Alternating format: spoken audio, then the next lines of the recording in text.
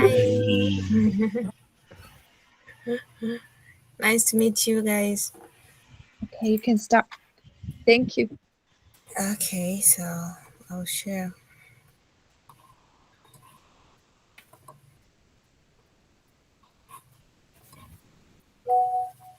Okay, so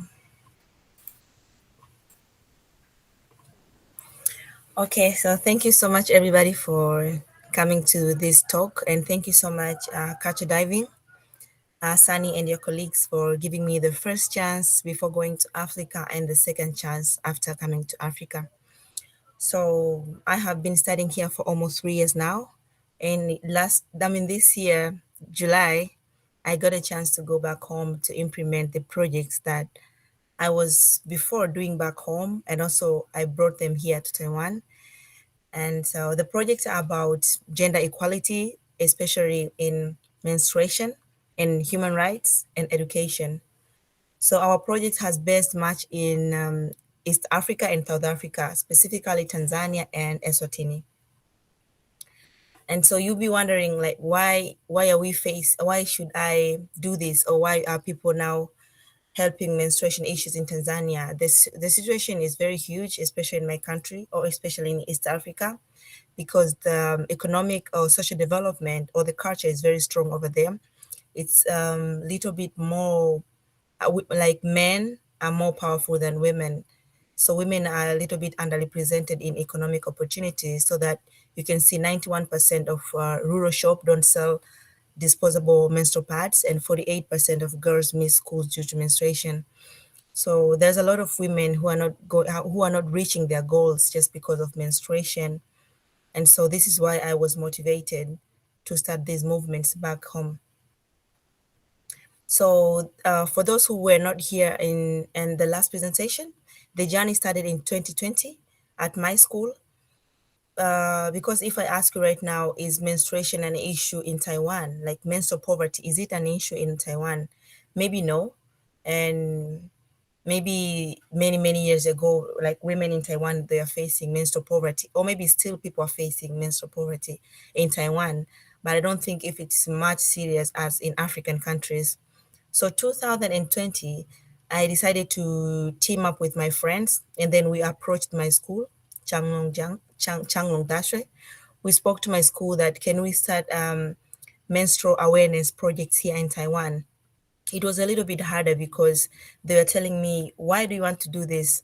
Because it's a little bit irrelevant. Taiwan does not face this kind of issue. So people will feel, oh, this is very strange. Why do you want to do this? Maybe try to think about something else. So it was really hard in 2020 to start this program. But luckily enough, the person that I was talking to was a woman. So she was understanding me, even if that Taiwan is not facing this circumstance. She understood that as a woman, anywhere in the world, you might face this issue. So together we started to make awareness around the campus and in the community. And this was the Menstrual Hygiene Day 2020. And you can see everybody's wearing a bracelet. This bracelet has 28 bracelets. In total, there are 28, but there are 5 red or maybe yellow, a different color, 5 of them. So this is to represent like a woman average menstruation is average day to menstruate is 5 days, and their whole cycle is 28 days. So that's why we celebrate this on 28th of May.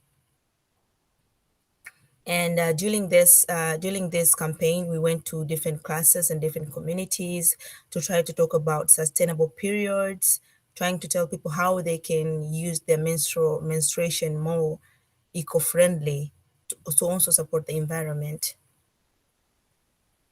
And not only that, we started doing workshops making reusable sanitary pads, and we were trained. Actually, it was my first time to make the reusable sanitary pad, and I get a chance to do it here in Taiwan. So I really appreciate Taiwanese who helped us, we as African girls, to learn these skills, and so that we can send back home after we graduate or whenever we get this chance.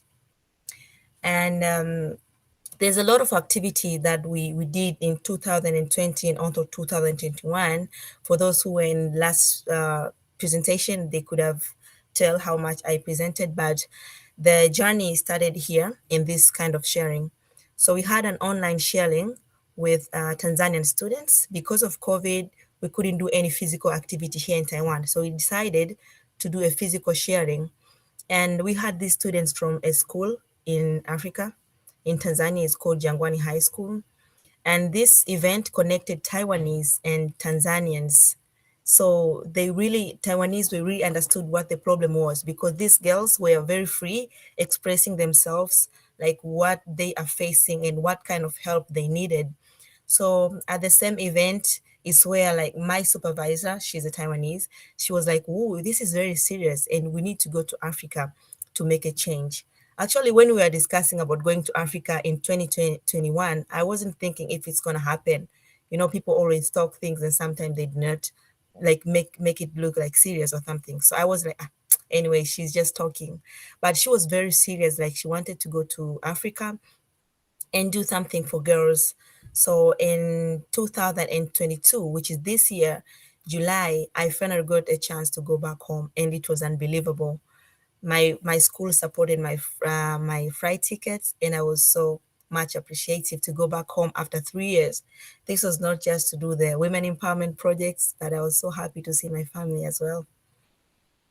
So Tanzania is a country located in eastern parts of Africa.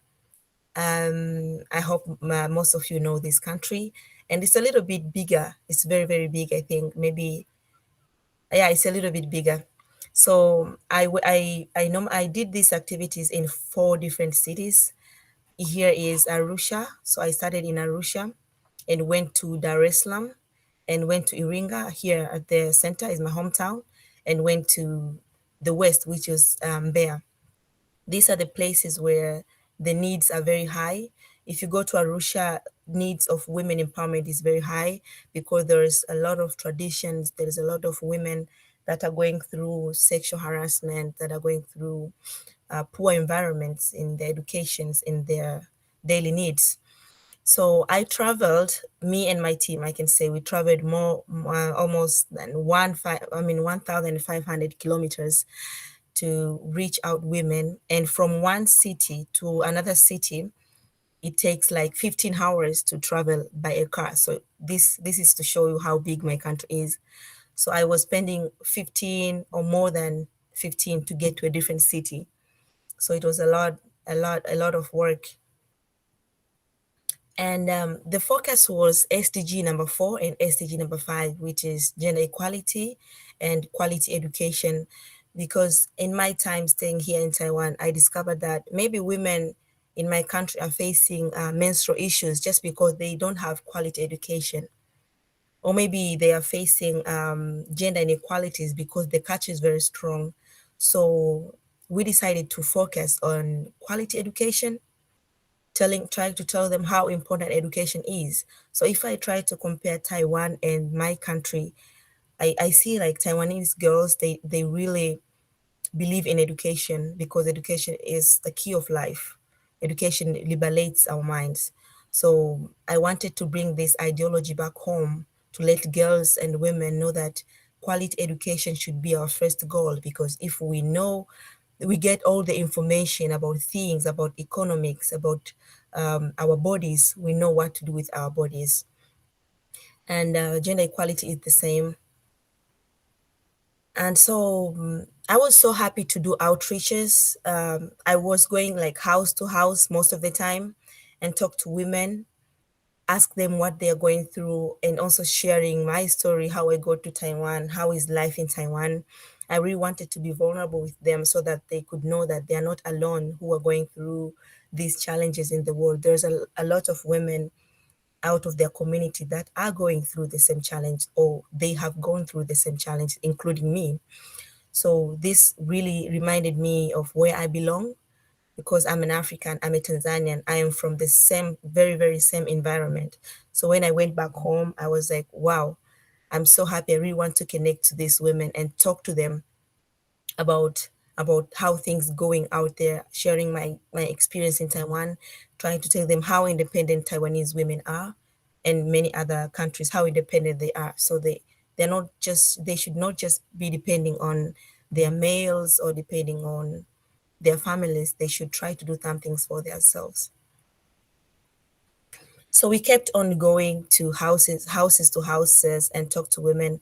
We went here in this house, and this woman was doing some domestic chores, and she called her daughter. Her daughter wasn't at home, and we asked, "Where is your daughter?" She told us our daughter is searching for pastures, like food for all the kettles you can see behind. So we really had to wait for the daughter because we were giving trainings and education to the daughters. And the daughter was very, very young. She was like, I think she was above 20, but maybe below 25. And she had this baby, the baby you see in front of us here. So you can see that women in my country, maybe they might get pregnant in a very young age. And there's a lot of reasons why they get pregnant, including gender inequality. Some of them, they're being sexually harassed. Some of them, they are maybe not having good education or good knowledge on menstrual cycles, so that they all facing this trap of having babies in a very young age. But another thing that I've learned is women, they don't have chance to go out of their houses and explore things out of their home. So the women are just people who should take care of their families, stay home, because in most of the houses, me and my friends, we did not find males, we find women. And so the lady came after, and she had this, you can see this one, this was for the kettles. So these are two different houses. And this to me was very heavy. When I saw this young girl bringing all this on her head, I was like, man, this is very, very heavy. But they have to do that, and they're used to do that. So I can say that they are going through a lot of traumas, and this might need a lot of education to be provided to them. But we had a good time sharing to them. We had a good time talking to them about gender equality, that women should stand for themselves, have voices. As you can see here, very, very young girls having kids. But we believe that if we work together and empower young girls in Africa or anywhere else in the world, maybe we might end this problem of overpopulation. And this is a little bit of African culture. So this girl, we met her, and she was washing her clothes, and the way she was dressing, this is how Africans we dress. We are not supposed, or we're not allowed. Like for instance, in my own family, I'm not allowed to wear a pant. So I'm just supposed to cover my body, like from my waist to down. I'm not supposed to show anything. So you can see this girl here is a very good example. But I'm not here to judge if this is the very good way of dressing, because of course it's respectful, or this is not a bad way, or this is a bad way, because of course it's very uncomfortable. I think because they do a lot of works, maybe going to the forest to look for firewoods for cooking, or looking for glasses or maize to feed their kettles. I think it might be a little bit dangerous. So this is what I saw back home. And I think some of the experience were a little bit more strange, because I'm coming from a little bit developed area from this. And I decided now to focus on undeveloped or more rural areas. So some of the things were also very strange to me. I didn't know if they exist in my own culture. And we walked almost 16 kilometers to find the girls. So this is one of the village. The cars are very scattered, like the buses, they're very, very scattered. You cannot find a bus to take you from one point to another point. So girls and boys, like both of them, they have to walk 16 kilometers almost, go back and forth to go to school. So we decided to walk to the schools, we decided to walk to the hospitals, and also to their settlements, to know how far do they have to walk to get to school, how far do they have to walk to fetch water. We just had that real experience. It was very tiresome because we had to walk for almost 16 kilometers. But it was a great experience to know how other women or other girls or young boys are going through in other countries. After all the time I have been in Taiwan, Taiwan is very convenient. At my school, I have a train station right there. So have my ticket and travel. But there's a lot of people out there who are still under vulnerable situations. And this is another place that I went. This is my home city. And I had a talk with this women, and I was a little bit sad to see most of them, they have kids. If I ask you now, right now, like how many mothers do you see? It's like almost everybody has the kid, and others they came with their kid to this workshop. So early pregnant or teen mothers is a very serious thing in my country. A lot of women, they're not reaching their goals, fulfilling their dreams because they get pregnant very early, and this is becoming very normal. That's why a lot of people are going through the same cycles. But after I have stayed in Taiwan, I think this is a little bit abnormal to me. So I would like to change this situation, and by empowering them, by giving them knowledge, by giving them education. But I cannot do it alone. I mean, we need a lot of people to come and educate them. Not only them, and there's a lot of people in other countries who are going into the same situations. But also in Eswatini, we engaged men to break silence. We told men about menstruation. Menstruation is something not just women that are going through. Oh no, sorry. Menstruation is something that women are going through, but we should also involve men to help them. We should also involve men to support them financially, mentally. And the good thing is in Eswatini, these males donated some pads for women. They also built a toilet for women for privacy, because some of schools are in a very, very bad situation. So they need a secure place for them to change their sanitary pads. So if there's any men hearing this talk, we should join together and help women know that they are not alone. I hope we have girlfriends. Some of us, we will have daughters in the future.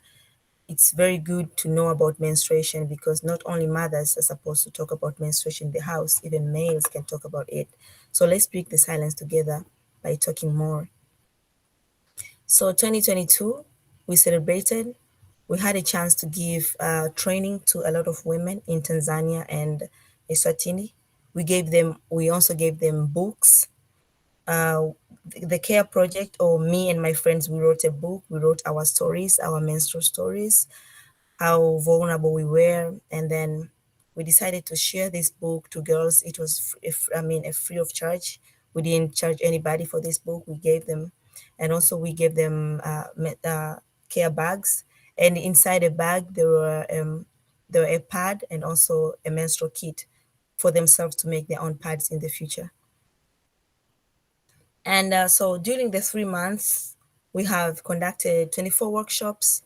We have done one campaign and conducted 2 outreaches. We partnered with 9 organizations and 5 schools.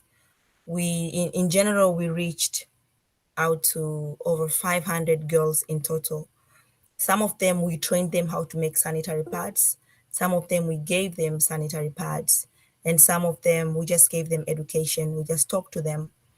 And our future plans as CARE, we would like to have a menstrual hub. A menstrual hub is the place where we're thinking of having all of menstrual resources, including books, journals, articles, magazines, from all over the world, so that women could know what's going on, or maybe what others have been through, and could get more education about their own bodies and know the changes that they're going through. Because we have discovered that in schools, teachers, they're not really talking about menstruations in deep. So you'll find that a girl, like a school girl, is not really aware about menstruation. They're just doing it under the norms, but they really don't understand what they should be do when they get their first menstruation. Who should they contact? Others, they feel, okay, this is something that I've never been to. Okay, so menstrual hub is the place where we think we can educate girls, and it will be a place free of charge where girls can have free access to talk about their issues, their periods. But also we are thinking in the same menstrual hub, we can have a place where girls can be able to sew their own pads, or it can be like a tailoring center whereby we invite all women in the community to do their different activities to earn money for themselves so that they become economically stable. And so long as we know that education is an important thing, an important aspect in gender equality, but also women empowerment. So we're thinking of looking for more opportunities, more education opportunities. I mean, not only about menstruation, about life in general, like trying to connect them with other scholars or try to give them different scholarships from Tanzania or even all over the world. But also, we would like to have more international engagement.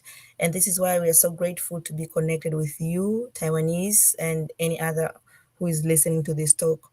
Because the more we engage with different nationalities, is the more we understand how other things are going in their countries and how we can solve these things together. And this is a very famous quote. It's my favorite quote from Dr. Jane Goodall. She says, "Every individual matters, and every individual has a role to play." So I believe whatever role you want to play in this project is going to be important, or whatever person you want to be in this project is really going to be meaningful and important. And thank you so much, everybody, for listening to me. Thank you so much, Tani, for this opportunity.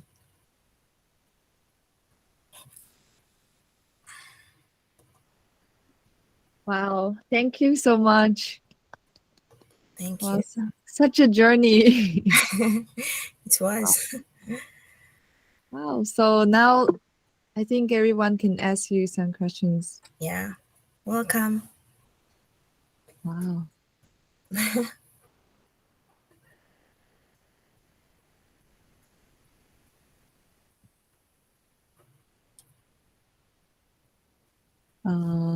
大家有没有问题要问 Benica？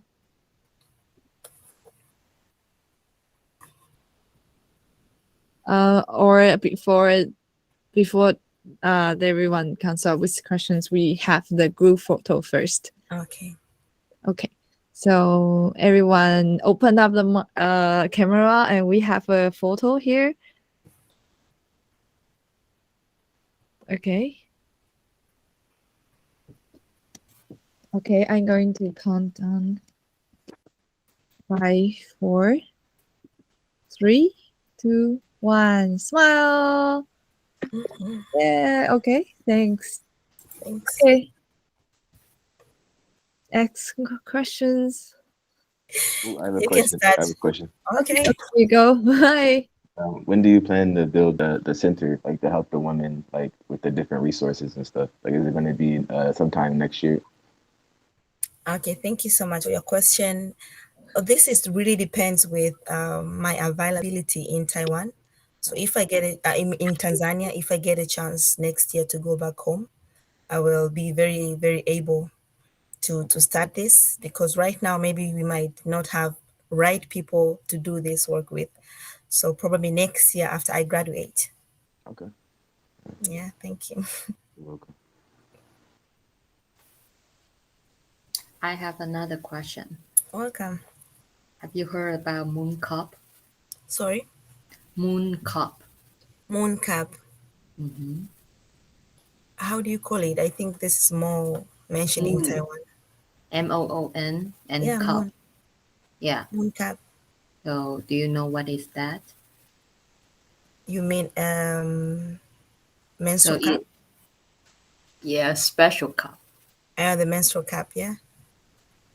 And yeah, so I'm just wondering that because before we're using pad, right? And you need a lot, like you need to throw it away like Yeah, every month, and Mm. each time you need maybe 10 or 20.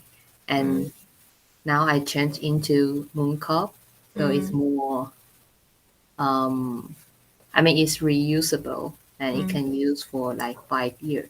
Do you think is that possible to directly using that in Africa?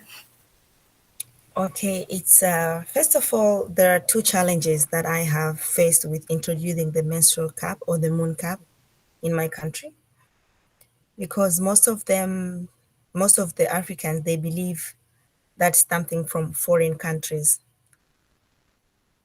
So they do not believe if this is something for us. They believe this is something for white people. So it has a lot of cultural misconceptions about that. And also some people will have questions. They will think maybe their vagina will enlarge, like become bigger if they use it. Or maybe some people, they think the cup might get lost. So no matter how much you tell them this is normal, you can use it, it's really still it doesn't help because they haven't tried to use it before, or maybe they haven't seen anybody using it. So it's really hard for them to believe and to make it normal. But another thing is the expenses. The menstrual cup are very expensive. Like in my country also, this is very, very expensive. So maybe women might not be able to afford it. So, but I believe that if we put more effort on educating them that this thing is very normal, maybe in the future they can use it. So I think Okay. they're much used with the normal pad or Mhm. just the cloth. I think these two are more easy to use. Even myself, I've never used the cup. Even Mhm. the tampon, I've never used it. So what about others? If me, I've never used it, what about others? Right, So right. yeah, it's the same feeling, fear, just fearing to try a new thing. Okay, Yeah. thank you. Welcome.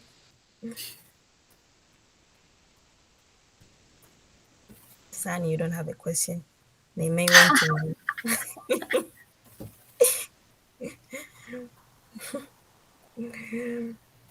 know. Yeah, why you didn't mention about your experience in Uganda for Okay.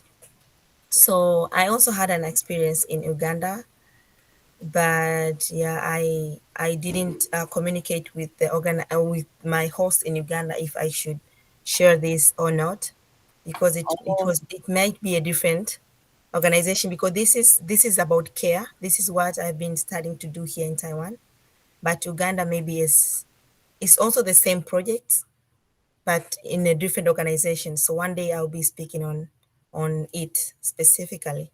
But I this is see. yeah, this is specifically what I have started and what I have done on my own ability. Oh, Yeah, I see.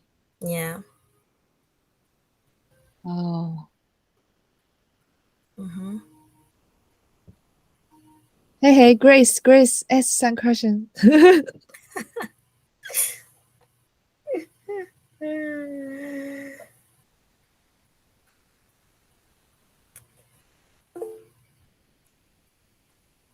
Oh, Okay, Tian you can speak. I want to ask what's the most difficult things you face when you try to promote these things to your home country's woman? okay. Thank you.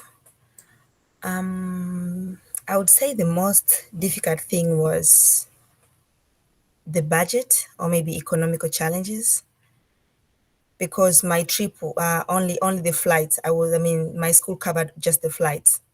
So I had to figure out by myself, how am I going to travel to a different city? And if maybe you meet a group, you might know you're supposed to know how are you going to feed them. Others, they'll tell you, no, we're not coming if you're not giving us food. We're not coming if you're not providing us breakfast. And they know this girl, she's coming from Taiwan, so maybe she's financially stable, but they don't know if I'm a student. So I think finances were the most difficult thing. But also apart from that, it was cultural misconceptions, because to some places that I went, some houses, like women won't want to talk to me. They'll just say, we don't want to talk to you. Why? They'll think maybe I'm there maybe to I'm just, there's a lot of misconceptions about these projects back in my country. People think we are earning money doing this. So they will say, no, no, no, don't talk to me. You're earning money out there and you're coming here to talk to me, to take me pictures and things like this. So I also faced this challenge. So yeah, another challenge was the language, because in my country we just don't speak our national language. You also have another languages. So my country has like 121 tribes, So we have more than 100 languages in my country. So you go to other houses, people, they speak their own language. They don't want to speak in the normal language. So you don't know what they're really trying to talk. And another challenge was transportation. As I've said, we don't have high speeds. If we had high speed, then it was very easy for me to get from one city to another city. But because of we don't have high speed, so it will take me 15 hours in the bus.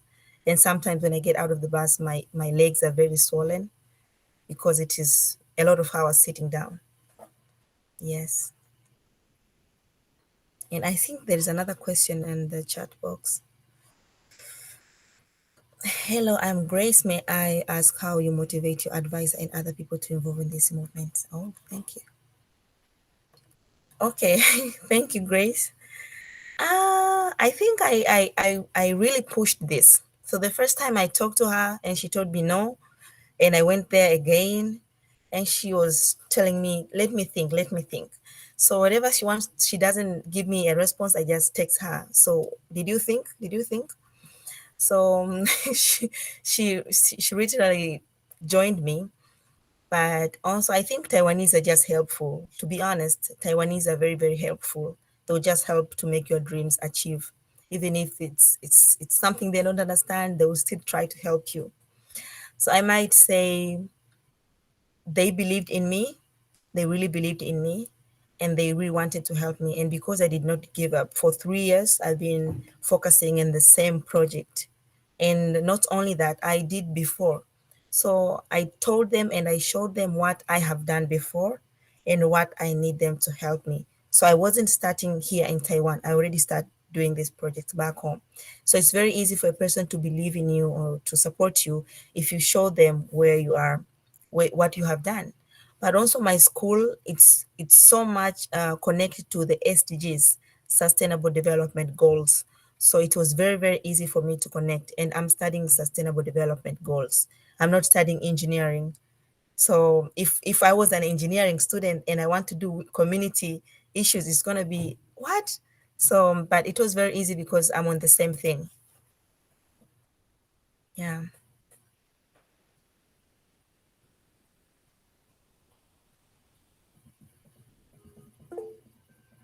Okay, thank you. Thank you too.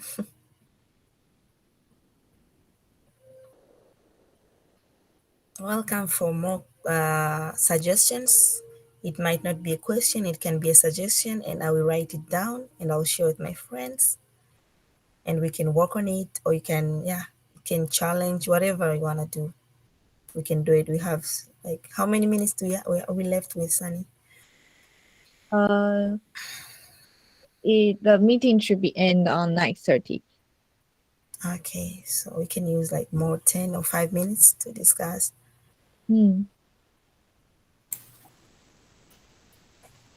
Can I ask some others question? Yeah, like. Laila, yeah. Like, can you accept the fish without bone? A fish without bone. Bone. Bone. I mean, yeah. So, why I'm asking this is because I used to have an ex-coworker from Tanzania, and they were in US, and she say the fish without the bone is not really a fish. Couldn't stand that. What do you think? What?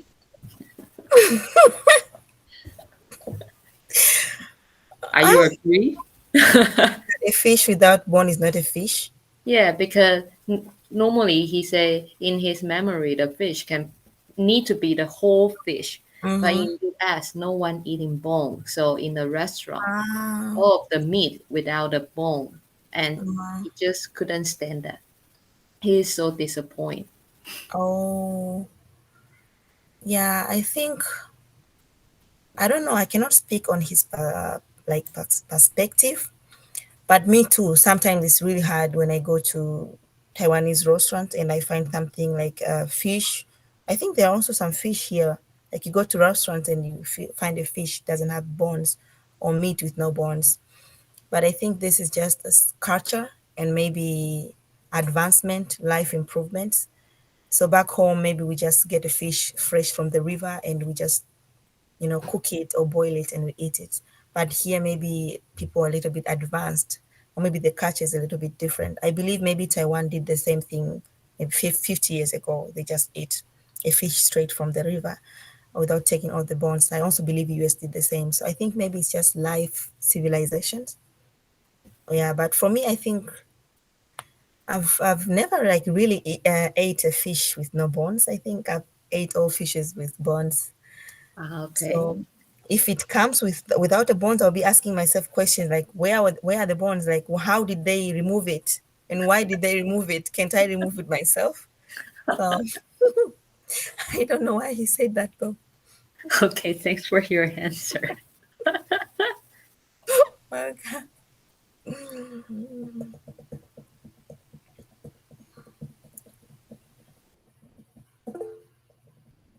Oh, thank you. Welcome.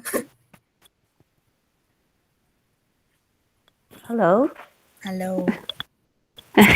This is Frances. Currently I'm in Uganda right now. Okay. And yeah, and I know there's an organization, those founders are Taiwanese.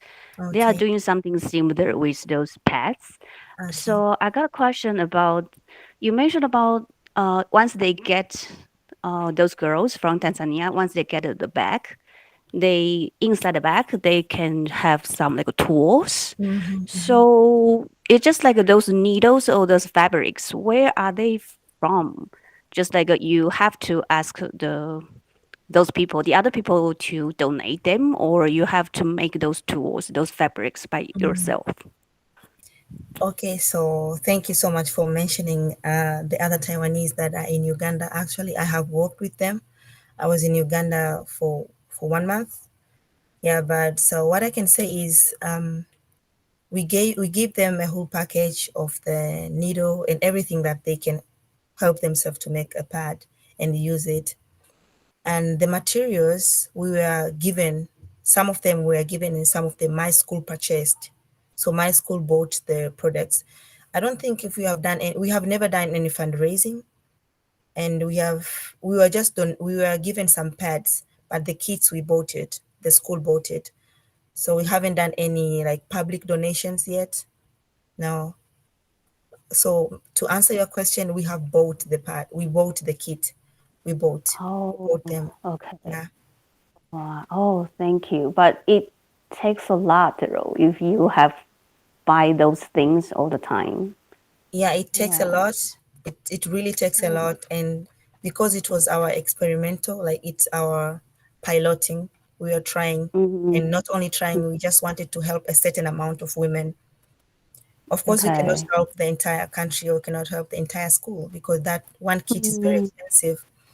And we cannot keep on supplying to the women every day or every month. No, we need to help them find ways to be able in the future to provide sanitary pads for themselves. And Yeah. this is why after I came back to Taiwan, now I think, okay, women in my country, they should not be given a pad. They should be given something else, maybe education, or maybe trained, skills to be able to buy pads for themselves. That's what I have concluded. Yes. Yeah, understand. Yeah, that will be better way to do that, Yes. though, I think. Yes. Okay. Thank you. Thank you so much. Thank you so much. Okay.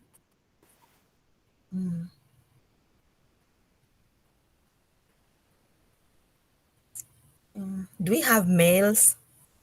I see Cam. I have questions for all men who have joined here. How do they feel to be in this kind of conversation? Yeah, it looks like only men here is can. Cam, can I ask you a question? How do you feel? Yes. He said, how do we feel? I think I didn't know like about like the lack of pads, in Tanzania. Like, we've talked about it a little bit in the past, but like I didn't really know like the percentage, like how high it is. Like if a woman gets her period, she may not go to school. And I think it's powerful, like what you're doing. Okay. But then in my mind, I'm also thinking, like once the women get in power, should they have like their own pads, like a permanent pad or something like this? Do they have those ones like wash or reuse? You know what I mean? Okay. Yes, definitely. I think, like in America, we take it for granted how easy it is for a woman to just go to the store, just get her pads and stuff like this. And so I Okay. think empowering them is to really help them in the future. Oh. So how do you feel being in this kind of conversation? Do you feel uncomfortable? How do you feel? I wouldn't say uncomfortable. I would say more shocked. Because not Shocked. uncomfortable because I have 5 sisters. So I grew Oh, up seeing like the okay. period stuff, but definitely more shocked. I feel more educated about Okay. what you're doing as well. Yeah. Yeah, so about what Kim has just said, in my country, males can really not talk about periods. I went in Uganda and I had an interview with some boys, and they told me, why are we talking about that? That is something for only ladies. You understand? So I'm so happy that to understand that. Also in Taiwan, I have seen some guys, they buy pads for their girlfriends. So we really need to bring this thing back home to have males involved in these projects so that they speak for others. They speak and they tell other males it's okay to be in these kind of conversations. Yeah. Yeah, I think you're right. Educating the men, especially if the men have more power, if they're more educated, then they would probably go out and actually buy pads, for maybe for their wives or their girlfriends or their sisters, if they're knowing what they're going through. Because maybe they don't know exactly what they're really going through if they're Okay. not willing to even have the conversation. You know what I'm saying? So I think the more you educate them, then they may be able to get more pads. Like the women may be able to get more pads in the future. Yeah. You're right. Thank you. Thank I you. have one more question. Okay. So do the I mean, is there any like cultural or religious say that it's appropriate for a man to talk about period, or what makes them be like this? And yes, that's my question.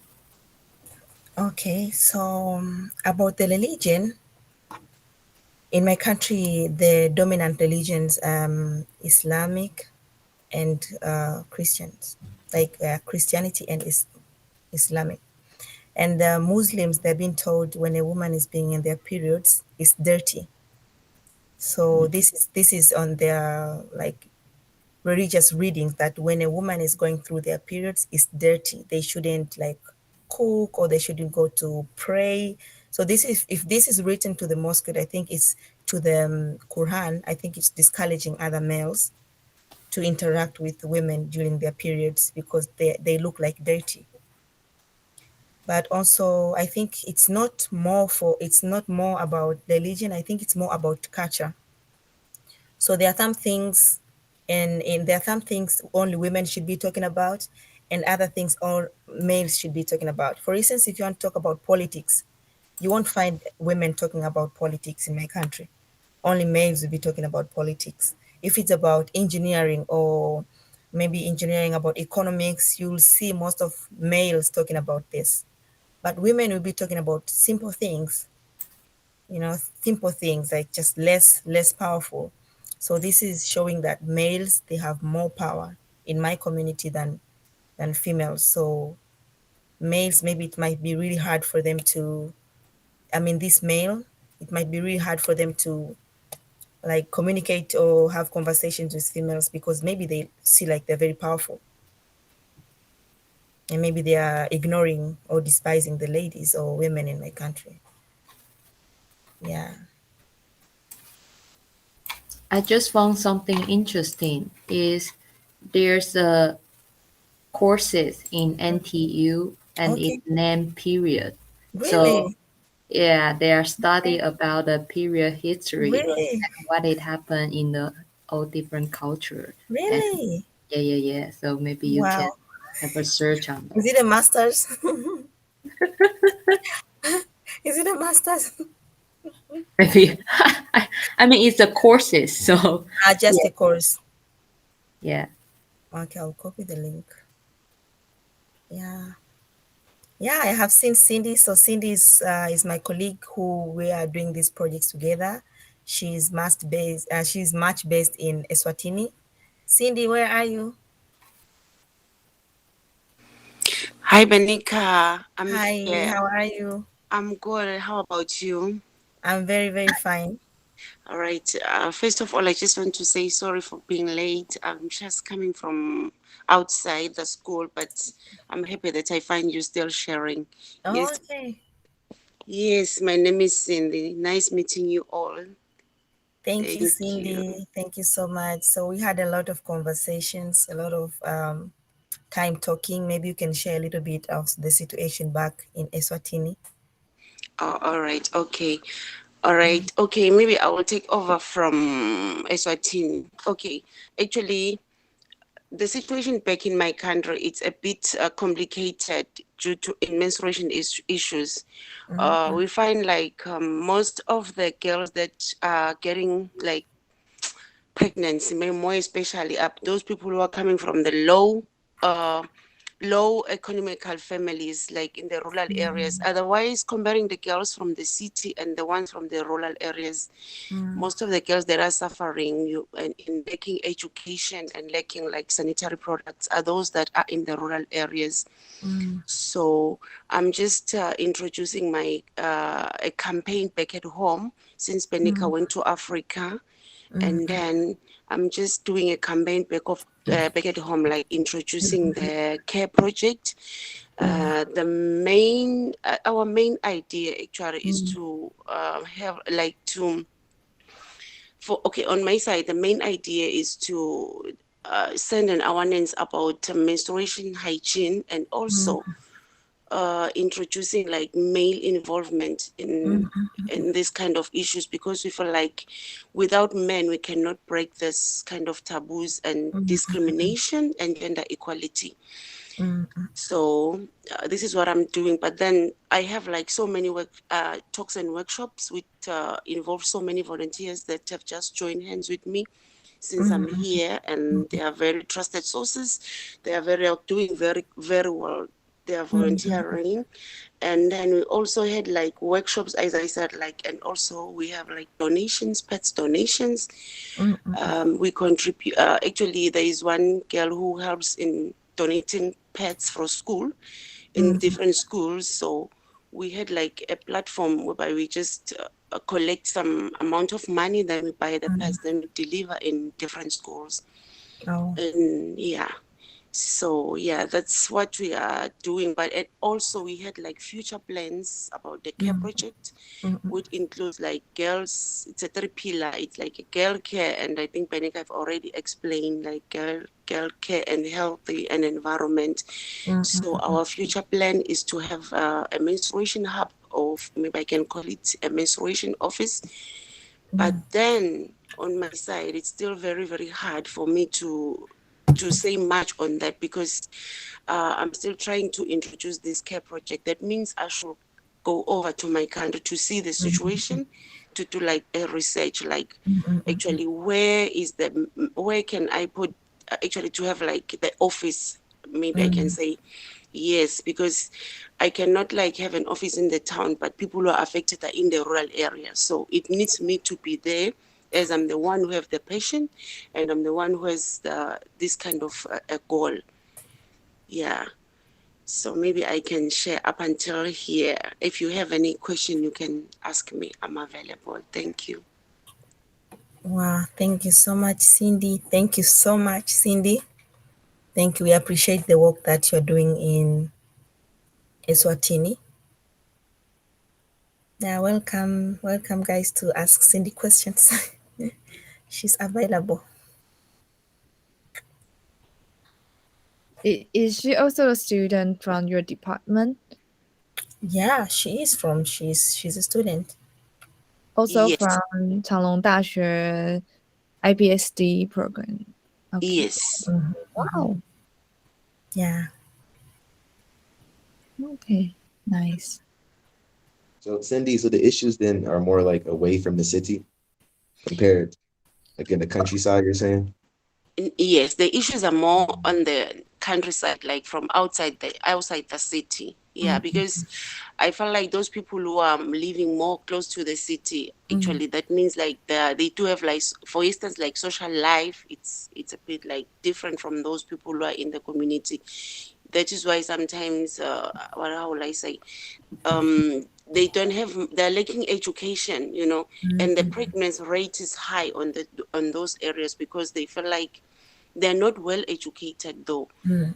So maybe because when you find like you don't have anything on the table, so you'll be doing something that you even don't know, you know, Yes. because you don't have education background. So those are the people are not actually in the city, because those ones, they have like, in my country we have like clubs, you know, like in the weekend they'll be joining clubs, they will be doing so many things, they are involved in so many sport activities, and also they are having, actually the environment, to be honest, is different from the city on comparing to the urban areas and semi-urban areas and the rural areas. Yeah. Thank you. Yes, thank you.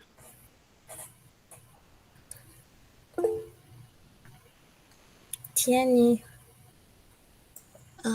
Can I ask, like, when the education is not enough, will those women still feel like the inequality? Like, will they aware of like they are like in a bit like weak situation, or they don't have a lot of source, or the inequality is like huge, or they probably wouldn't be aware of that?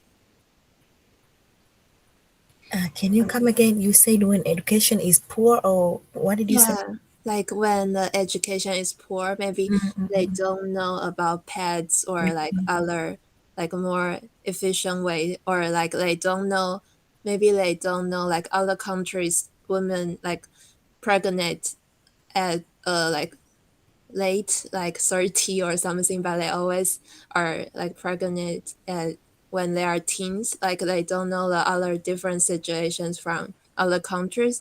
Then will they feel like they are in a unequal situation, or will they feel like they really want to change the current situation, or they just like are not aware of this kind of things, they think it's like normal to be like this and they wouldn't want to change? Okay, yeah. So I think, yeah, I think that this question has a lot of sides, but from what I have experienced, I think when they don't know what is happening, of course, they wouldn't know what they should do as well. So a lot of women in my country, they are not educated about many things that are very connected to each other. So if you don't know about your menstrual cycle, you won't know when you're going to get pregnant. You won't know a lot of things connected to that. So what I can say is they are much relaxed. They are very much relaxed. And if you want to tell them like this is the right way, if you want to call them to tell them, you really have to convince them. Come, you will get this, you will get this. Try to motivate them. That's how they will come. So I would say that they are really not ready to change, most of them. I can say maybe even 50% of them, they are really not ready to change. I haven't done a research, I shouldn't say 50%. But to the ones that I have met, no, they're really not ready to change, most of them. So I think maybe education should start from the very young age. Maybe go to schools when kids are very young. Maybe like they're in elementary school, maybe grade 1 or grade 2. You can start talking to them from there. But when you tell an adult, like a person like me, it's really hard to convince me that this is not the way. I believe, I have my own belief, like, okay, I can get pregnant anytime that I want. And you're here telling me I should go to school. So you're just confusing me. So this is how things are in my country. Because we do have schools. There are schools in my country, and education is very free. Education in my country, and from senior high to junior high in the public school is free. But why women, they don't go there to study? Still is free. So it's about their mindset. And how about like using pads? Like, will they feel a need to use that, or they just think maybe they are still relaxed with the like original situation? Like, you mean to use a different kind of menstrual supply? Yeah, maybe the more convenient one. Like you are trying to promote some more convenient option for them, and will they feel like the need to use the more convenient one, or they just think like original one is also like fine? So I would say the original one would be, you see this kind of piece of cloth? A woman will just take it and just fold it like this, and just put it down there, just like this. So this is the original way of doing things back home. But of course, if you introduce them a good way, they would accept it, but not a very, very different way. For instance, the tampons and the moon cap, these are something that they really cannot try. Yeah. But I mean, the original one, the only issue is the period might leak, right? Or Yes, is there yes, any yes. other concern? I think the period might leak, and also it's expensive. Expensive. Yeah, so maybe somebody will see, oh, my money, I'm not going to buy a pad. Maybe I'm going to buy the makeup. So I'll just do a normal way. And is the cell phone common for the woman there? It's very, very common, very, very common. A lot of women, they have phones in the cities, but in the countryside, there's no good internet. There's no like smartphone. So most of them, they don't get information. Most of them, they do not get information Okay. because they don't have big phone. They have the small phones. That's just for communication, not for internet. Because Yeah. I was thinking about maybe you can become a like famous YouTuber and having some video, and because nowadays TikTok or something. Oh. Yeah, but also data is very expensive. I mean, to buy internet is very, very expensive in my home country, very expensive. When I went back home, I had to spend like almost 100 NT every day for the bundle to buy internet. So what if a woman doesn't have this money to buy internet, and to watch a very full video, it might cost like 100 NT. So maybe two videos, like 200 NT. So you are spending all this money. So a person wouldn't mind, will say, okay, anyway, I'm not going to see all these videos. I'm just gonna scroll on WhatsApp or even Instagram. So I Okay. think also it's very, very, I think the government also needs to improve the infrastructures. Yeah. I think also the government needs to improve. Yeah, our time is out. Good job, Benica. Good. Thank job. you. Thank you so much. Congratulations. Okay, so thanks so much, Benica. Thanks so much. Thank you. Thank you Such so a much. journey. Yeah, it's like wow. Thank you so much. Thank you so much. I wish you all to join this movement in any way. You can give your suggestions, anything that you want to give. We just need to have a better world in the future. Thank you. Thank you, Benica. Thank you for Okay. this chance. So everyone, we open up the camera and the microphone to say thank you and goodbye. Mm. Goodbye. 谢谢 Thank 你 you. 们，谢谢， Thank 谢 you so 谢 much. Thank And you. bye. See you. Bye. Bye bye. Bye bye. 松懈。